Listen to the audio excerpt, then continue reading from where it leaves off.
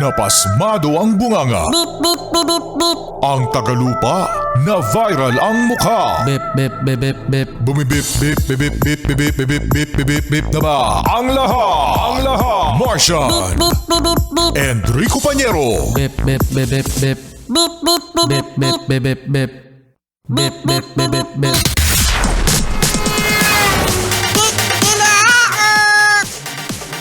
Tik, tik, tilaok. Beep, beep, beep, beep, beep. Ito na ang 101.1 Yes FM Balitang Hoy, sa mga yes pa natin dahil sa bukas meron na namang naka-abang mga yes pa ano, na part 2 ng napakataas. Paano yung napakataas? Napakataas! Dali?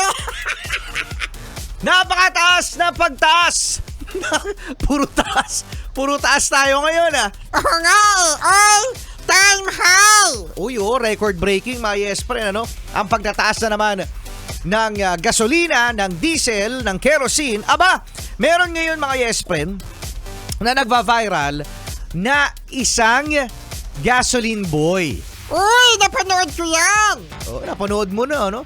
Sa mga yes friend natin na hindi pa nakakapanood, try nyo dahil mabibilib kayo sa kaalaman ng isang gasoline boy patungkol sa kanilang produkto o sa supply ng crudo, no, sa buong mundo, mga yes friend. Nakakatuwa dahil sa, syempre meron dyan mga yes friend, ano, yung mga mapanghamak. Ano sinasabi, Martian?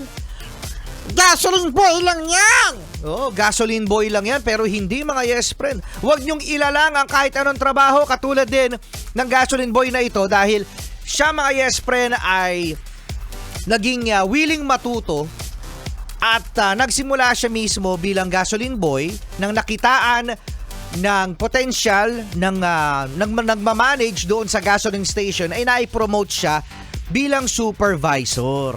Ang galing naman ni Kuya. Oh, at alam nyo ba? Ano? Alam nyo ba na itong gasoline boy turned to supervisor, mga yes friend, ay isa pa siyang honor student. Uy, honor student pala. Correct. Oo, no?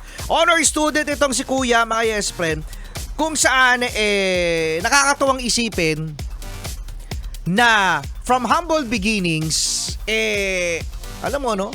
Pinagmamalaki ni Kuya, gasoline boy, ang kanyang trabaho. O, bilang isang gasoline boy. Kaya sa mga yes friend natin dyan, mga gasoline boy, saludo kami sa inyo. At alam nyo, no, sinasabi kasi nila na supervisor na pala eh. Hindi, kapag nasa isang gasoline station, minsan mga yes friend, kahit yung supervisor, yung manager, naggagasolin din. Oo, nagsusupply din ng gas.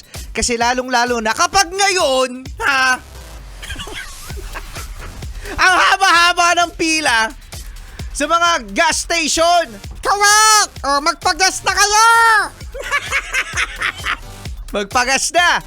Oo, hanggat maaari mga yes friend, kung may time ngayon, o kaya naman ay mamayang gabi, mahirap din mga yes friend kasi mamayang gabi, nako, haba na naman ang pila niyan.